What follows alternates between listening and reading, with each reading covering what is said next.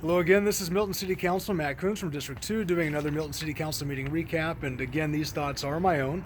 I don't speak on behalf of everybody on the council. So we had a relatively quick meeting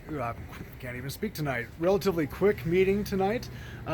We had a presentation to start the meeting off with the Milton Historical Society, led by former Milton City Councilman Bill Lusk and a lot of his volunteers, including a friend of mine, Bob Myers.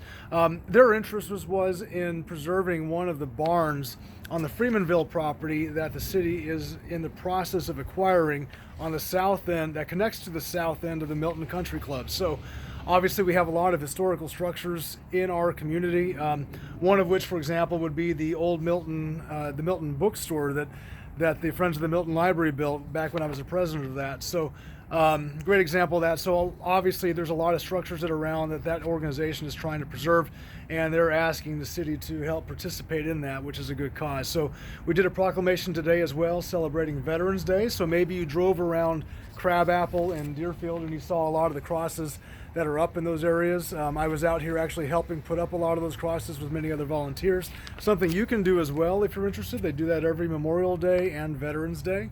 So if you get a chance, you want to come out, come take a look at the crosses. You're welcome to submit any relatives that served in our armed forces to the city of Milton on our City of Milton webpage. So just go ahead and go through that process as well. And it's anyway great project. So what else did we talk about tonight? We talked about the proclamation for the Native Americans and honoring their history. We had the Sons of the American Revolution come out to do the Pledge of Allegiance. So a lot of ceremonial stuff was going on today. Legally, we did update our code with regards to some protections for our residents. Sometimes we adopt things from state law, but it isn't quite stringent enough and has some limitations on it. And so we found one that did, and so we were trying to protect that. So and let's see what else. We also had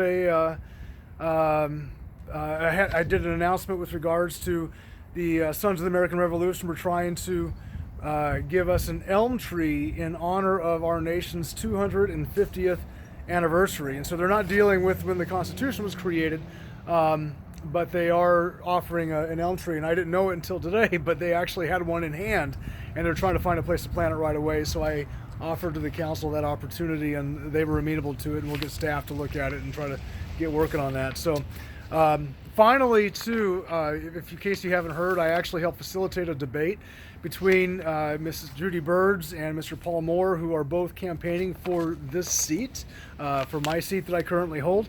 And of course, I've only got 5 more meetings left. I'll be done December 16th.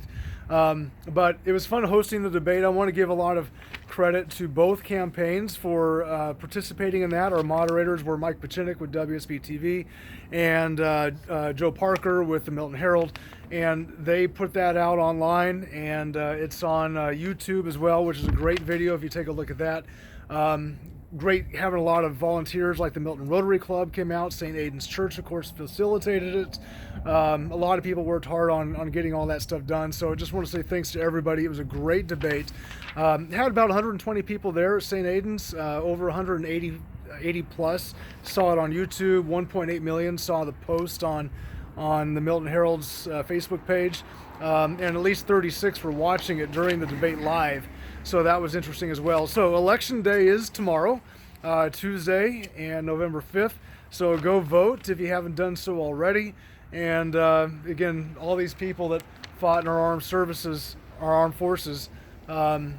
freedom isn't free. So make sure you go get educated with regards to your right to vote, and go do that tomorrow as well. So if you have any questions, reach out to me. Again, I'm on Twitter at MattKunz59 or on my Facebook page, facebook.com/MattKunzGOV. And as always, I appreciate your support. Take care. Have a good night.